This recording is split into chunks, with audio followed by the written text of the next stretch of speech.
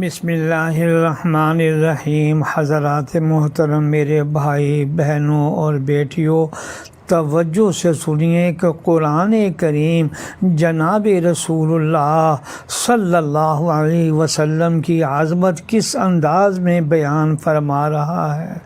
آج پہلی آیت یہ ہے، قُلْ إِن كُنتُمْ تُحِبُّونَ اللَّهَ فَاتَّبِعُونِي يُحْبِبْكُمُ اللَّهُ وَيَغْفِرْ لَكُمْ ذُنُوبَكُمْ وَاللَّهُ غَفُورٌ رَحِيمٌ۔ ترجمہ سن لیجئے، یہ سورہ آل عمران کی آیت ہے۔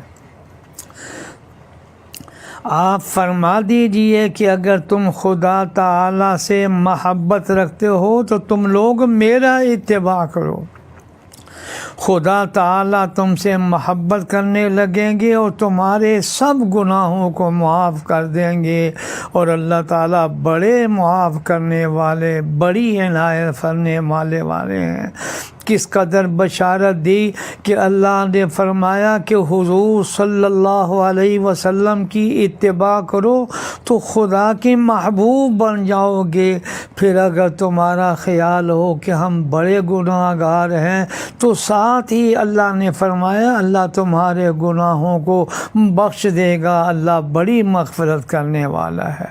پھر اللہ تبارک و تعالی نے اپنے محبوب صلی اللہ علیہ وسلم کو غایت لطف و کرم سے ان محترم الفاظ کے ساتھ مخاطب فرمایا، یاسین والقرآن الحکیم انک لمن المرسلین علی صراط مستقیم۔ یاسین، قسم ہے قرآن با حکمت کی کہ بے شک آپ پیغمبروں میں سے ہیں اور سیدھے راستے پر ہیں۔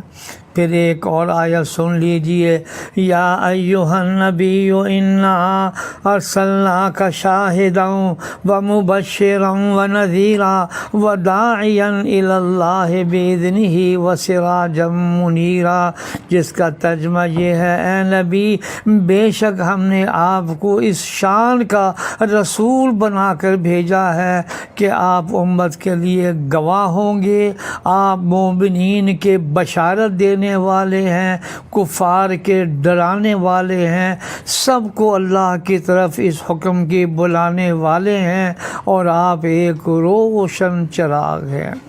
اور ایک آیت کے اندر ہے، وَمَا أَرْسَلْنَاكَ إِلَّا رَحْمَةً لِلْعَالَمِينَ، اور ہم نے آپ کو اور کسی بات کے واسطے نہیں بھیجا مگر جہاں کے ساری دنیا کے لوگوں پر مہربانی کے لیے اور رحمت بنا کر بھیجا ہے۔